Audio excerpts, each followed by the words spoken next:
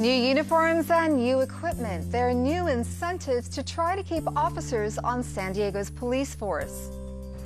Now that the Chargers are gone, can the San Diego State Aztecs win the hearts and dollars of local football fans? I'm here at another sold-out Tiki Oasis, but I'll be back to show you some art you can enjoy without a ticket. Evening edition starts now.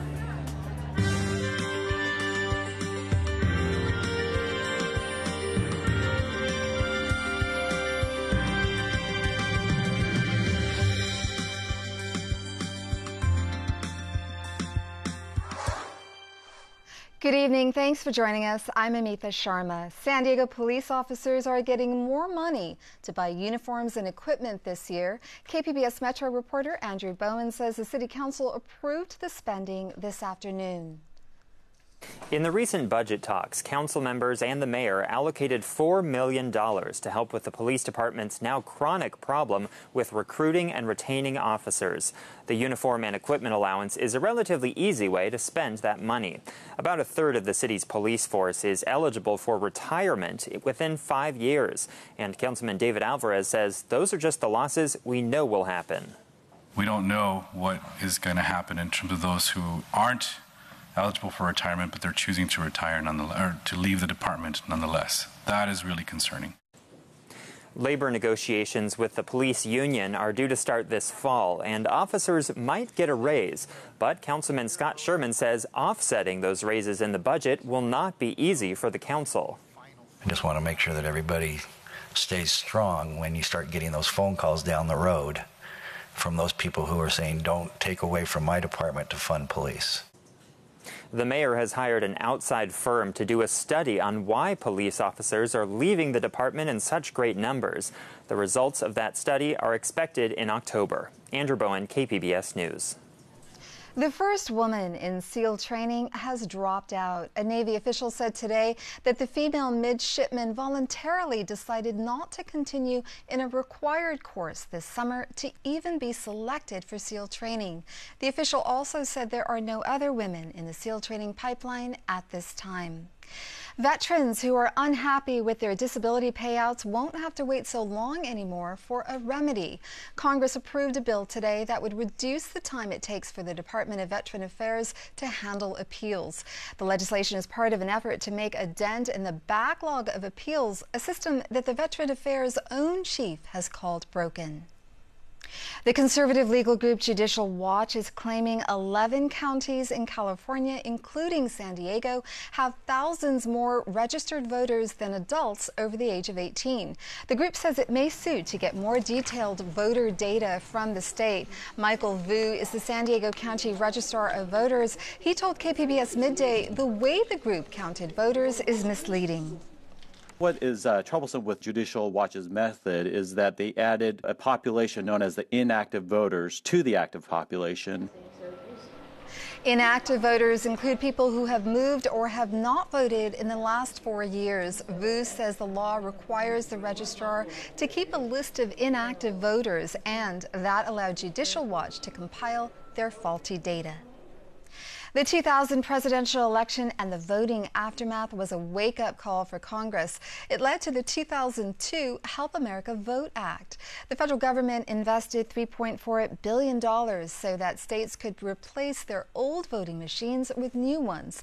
Technology has come a long way in 15 years. From WGBH in Boston, Christina Quinn introduces us to a Boston startup who says their machines are the future. At the Clear Ballot offices in downtown Boston, Chief Operating Officer Jordan Eston demonstrates how their voting machine works. And the voter would have marked this ballot previously, would come to the machine, would put the ballot in the machine, it would read the ballot, and within 3 seconds, it's now tabulated the ballot. This may not look much different from how we cast our ballots now, but this machine answers back. If you were to put a ballot in there and you had marked 2 candidates in one contest, it would tell you and kick that ballot back out so you could vote that again. Estin says this digital scan would come in handy if there's a call for a recount or doubts about a voter's intention, because an oval is filled in funny. They now have this library of every single results, and they can hone in on every single contest for voter intent.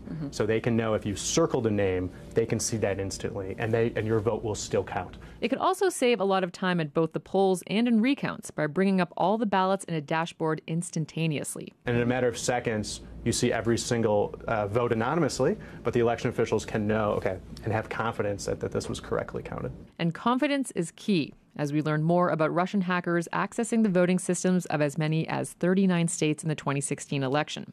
To that end, clear ballot systems will not have any internet connection.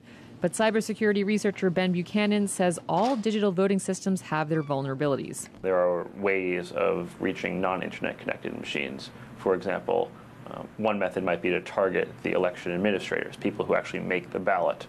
And if you could find a way to get malicious code into those administrators' computers, potentially those administrators unwittingly transfer that code when they load the ballot onto the machine. Beyond that, Buchanan says old-fashioned backups are vital. Making sure that each voter has a voter-verified paper trail when they cast their ballot. In Clear Ballot's case, their system takes a digital scan of your ballot, but keeps a paper on record too, securely stored away. But even before we invest in new technology, Buchanan says there are a couple things states can now do to ensure their elections are secure. The first is we need to do security audits of election software, election infrastructure, to make sure there are not vulnerabilities that hackers can exploit. Getting cryptographers and cybersecurity experts to look at the code and look at the algorithms to make sure that they are secure. In Massachusetts, election officials inspect all the state's tabulators at least once before each election, and they do random hand-counted sample audits after the voting. These don't involve cryptographers, though, and it's because Massachusetts' paper ballot system is low-tech, which is a good thing for us. But as other states scramble to secure their voting systems, the problem is long from being over for the nation. Christina Quinn from WGBH reporting. A Republican legislator finds herself in the doghouse after going against party leaders. The California Assemblywoman is now working in a tiny office reserved for scorned lawmakers. Midori Sperandio has the story. Welcome to the Doghouse, the tiny new office of Assemblywoman Melissa Melendez. Her punishment for speaking out against Republican Assembly Leader Chad Mays and his support for cap and trade. Her staffers were informed this week to start packing. And you're going upstairs to the doghouse? On the wall is a plaque with the names of former lawmakers who've been banished to the doghouse with the inscription, "Standing up for your principles." But staffers haven't lost their sense of humor. Oh, we had party hats on, and we had the party blowers, to blow. And one of our other staffers had a box over her head and said, "It's a party! We're glad you're not here." In a tweet, Assemblywoman Melendez made light of her fall from grace, saying that her dog died, and now her office is moving to the doghouse. On rare occasions, punished lawmakers are kicked out across the street and moved to this building, where they have tiny offices, making it even harder for them to do Capitol business. But the doghouse is also a cramped style, with no elbow room, not even a place for visitors to sit. Yay, Alabama! Last month, Melendez expressed frustration over the legislature's support of cap and trade. We have so many people in California who are struggling. It confounds me why they would pass a bill like this that increases the cost. All members vote a desire to vote. Republican infighting continues. There's speculation that Assembly Leader Chad Mays may be forced out. Many are disgusted that he betrayed his own party. We are at a time in American politics where people don't want to see compromise. It's very zero-sum. It's become much more of a sporting event. Melendez has been told to have her name added to the plaque, a dubious badge of honor for those who dare to speak out. At the state capitol, Midori Sperandio reporting. 12 lawmakers have been banished to the doghouse over the years. The majority of them are Republicans. Lawmakers were not available for comment for this story since they are still in their districts on summer recess. Football season is upon us, and for the first time in more than half a century, San Diego is without an NFL team. But the San Diego State Aztecs are here and ready to win over some new fans. KPBS reporter Susan Murphy reports from the Marine Corps Air Station in Miramar. It's a special day here at MCAS Miramar. The San Diego Aztecs are mixing and mingling with Marine sailors and their families. It's an event the Chargers held each year for nearly a decade, and it's just one way the San Diego Aztecs are working to expand their fan base. With the Aztec theme song blaring over the loudspeakers, cheerleaders and fans enthusiastically welcomed the Aztecs onto the Marine Corps field. They signed autographs, posed for pictures, and played a friendly scrimmage. The event was a first for the Aztecs. Previously, the field was canvassed in powder blue and yellow lightning bolts. Our game is a lot more emotional, a lot more fun to watch, in my opinion. They're not as skilled, they're not as big, they're not as fast, but they play for the love of the game, which is completely different than the NFL does. Head Aztec football coach Rocky Long says the Chargers' departure has given them a unique opportunity to fill more seats on game day. Football fans are out there. Some are high school football fans, some are college football fans, and some are NFL football fans. If you're truly an NFL football fan, you're not coming to a college game. But if you're just a football fan in total, I'm sure that we'll get some people that just like to watch good competitive football that don't want to drive 3 hours and pay $150 for a ticket. How about you? Are you a Chargers fan? No. People like Marine Cameron Davis, who works on B-22s. He says he's a former Chargers fan and a diehard football enthusiast. The powder blue uniforms really got me, but now that they're up in LA, I see no reason to cheer for them. So could this be your new favorite team, possibly? In San Diego, yes, absolutely. No doubt. Last season, the Aztecs were 11-3. This season, they say they're hoping to be more like the Marine Corps and win them all. The Aztec season opener is September 2nd. Susan Murphy, KPBS News. We detailed the mistakes and forecasting errors for a Sandag sales tax extension. Did they lead to the retirement of its executive director? And how did a former San Diego mayor and her sister get a contract to build subsidized housing for the county? It's all on the roundtable tonight at 8:30. Tiki Oasis is a celebration of island lifestyle and Polynesian pop, and once again, it is completely sold out. The 17th annual Tiki Oasis is expected to attract 3,500 attendees for art, music, fashion, and symposiums, all reflecting Tiki culture. KPBS arts reporter Beth Akamondo is at the Crown Plaza Hotel in Mission Valley to talk about some of the events that are free and open to the public at this year's Tiki Oasis. I'm here at Tiki Oasis, and there's already a lot going on the first night. There's art, there's music, there's a lot of people in beautiful clothes and coiffed hair, but there are some things that are open to the public and free if you don't have a ticket. So there's going to be the marketplace and the art show. And the art show is free. You can come and enjoy it. And I have some of the artists here who are going to talk about their art. The theme this year is international intrigue. So Big Toe has a beautiful piece here called Agent Satana. Tell me what inspired this? Well, it's inspired by Tura Satana, who was a B-movie superstar from the 60s. Tiki is a mid-century Polynesian pop phenomenon. And so she was an icon from the 60s that was a super bad actress. And so I figured she was perfect for the spy theme. The image is from a movie called Astro Zombies, which just might be the worst movie ever made, but it's super campy and fun. And then also I featured Lamp from a 1960s Oceanic Arts catalog, which is, you know, one of the Bibles of mid-century modern Tiki. So, Agent Satana, enjoy. All right, we have some more art over here. This is from Norm Daniels. So, Norm, explain what defines Tiki style. How do you kind of Tikify something? Well, it's like Tom was saying, mid-century modern style. But with me, I grew up in this genre. My dad always was listening to Martin Denny, and he fought in WW2 over in the Pacific, so he brought a bunch of cool stuff back with him. And a lot of that is sort of influenced this movement that became called Tiki. And it really is encompasses many different kinds of things, you know, like rockabilly and lowbrow and big toes. And a little kitschy, too. It's very kitschy. It's got a lot of kitsch, a lot of silliness. And, you know, like the theme is this international espionage. So I did this one as a takeoff of Goldfinger. This is Stonefinger with a man with a heart of stone. And he turned the poor mermaid into a rock. I mean, that's just not right. But it's Tiki because he's kind of a Tiki. And he's got a little, it just is. It's hard to describe something that's so big, but I love it. These are my people. That's one of my people right there. I love these people. They're good people. Well, we have a little more Bond over here. We have the Tiki King. And tell us about how what inspired your Tiki art for this year? My art. Well, okay, so I took the iconic James Bond theme. I figured international espionage. That screams James Bond, right? So I thought the opening of most James Bond films, where we come in we have the rifling of the barrel and the image of James Bond. But then I added a fez, a ukulele, and a martini to sort of round out the theme of me, because that's pretty much how you'd find me usually.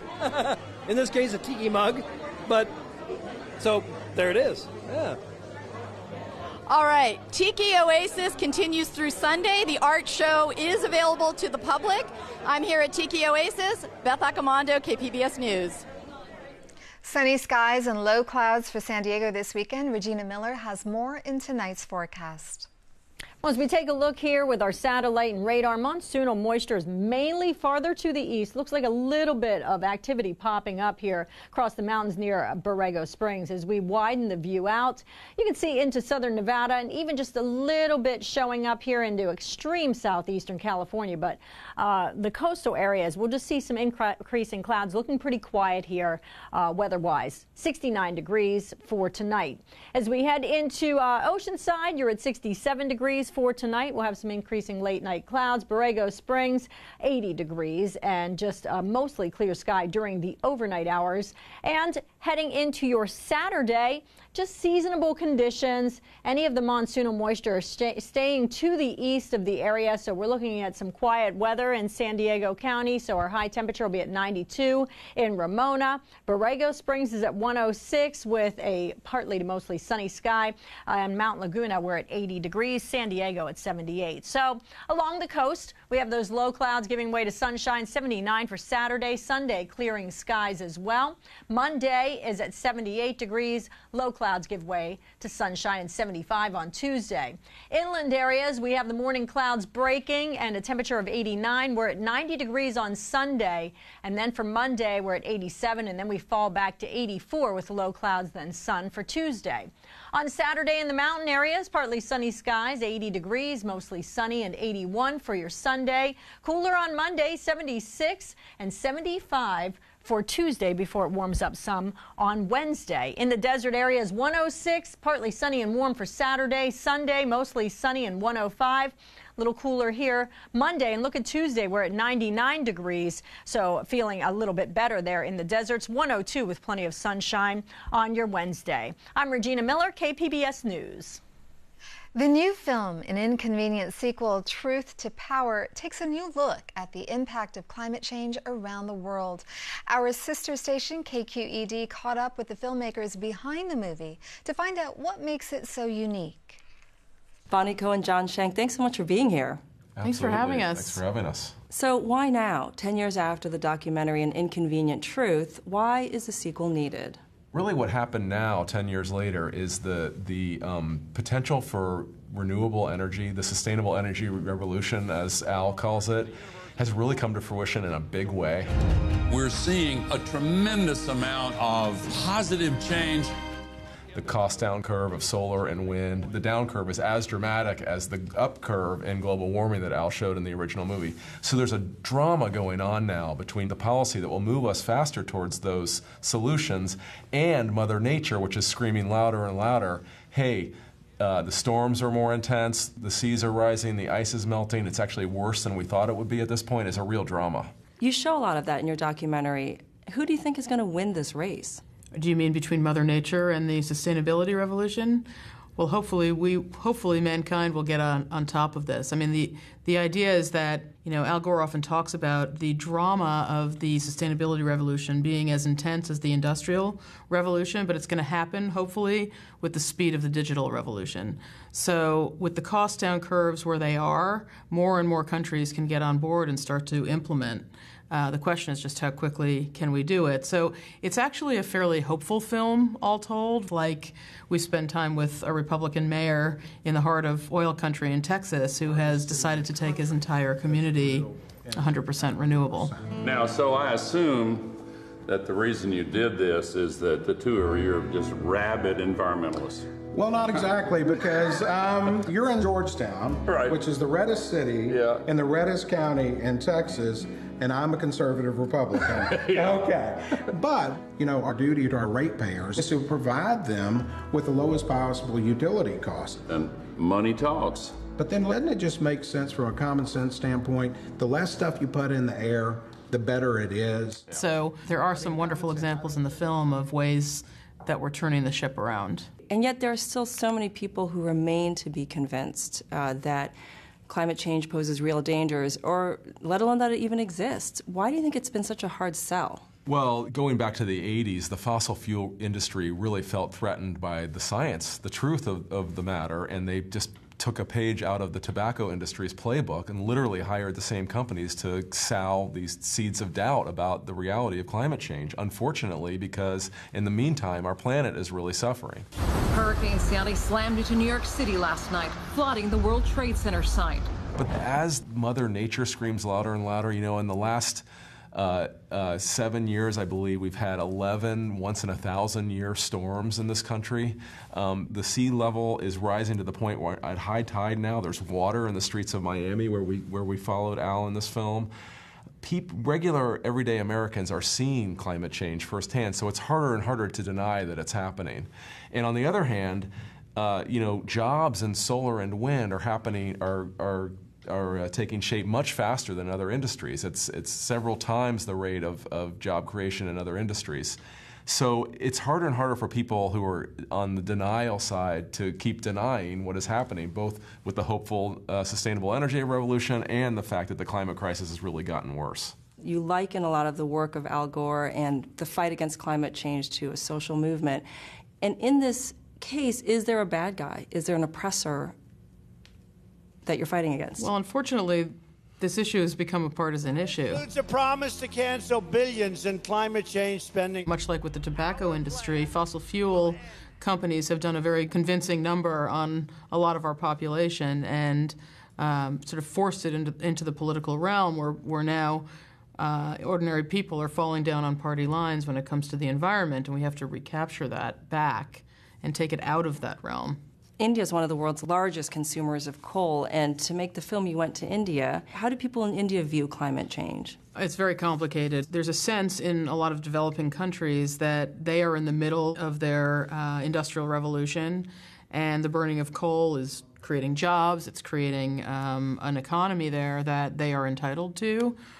You know, it happens to be happening 150 years after those of us in the developed world have already done that work and created damage to the environment. So there's a kind of a push-pull conflict with the developed and developing world about who's now responsible. You know, and the Indians, rightly so, I feel, think that it's their turn and they should be allowed to burn coal. But of course, the argument needs to be made that if you can't breathe, it's a little difficult for citizens to live in the country. So it's complicated, and that's why there's a scene in the film where Al Gore is meeting with the environmental minister in India and they actually talk out this exact conflict that I'm describing, and Al Gore tries to kind of bring them around and make them realize that yes, you are deserving of this. Let's figure out a way to bring you on board and do something for the environment at the same time.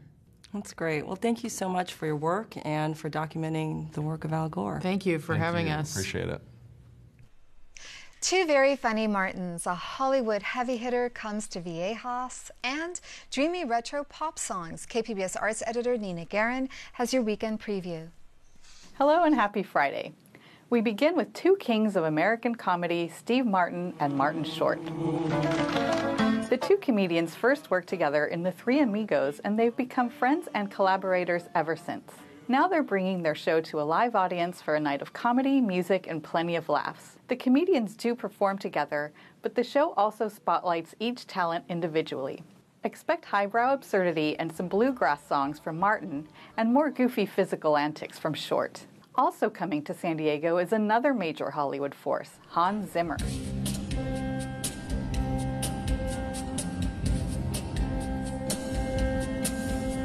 Zimmer has composed the score for films like The Dark Knight, Inception, The Lion King, and Hidden Figures, among many others.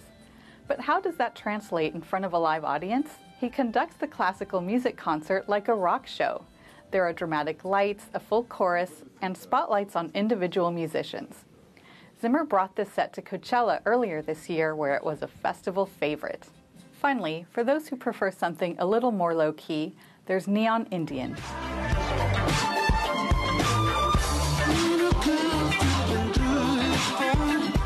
Neon Indian is the project of Mexican-born musician Alan Palomo.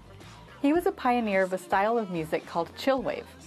With chillwave, you have modern music that sounds like it's coming from old cassette tapes, and it's generally sunny and upbeat, perfect for Southern California. On stage, Neon Indian features a full band that blends keyboards and electronic equipment with traditional instruments. That's all for this weekend. For KPBS Arts, I'm Nina Guerin. You can find tonight's stories on our website, kpbs.org/evening edition.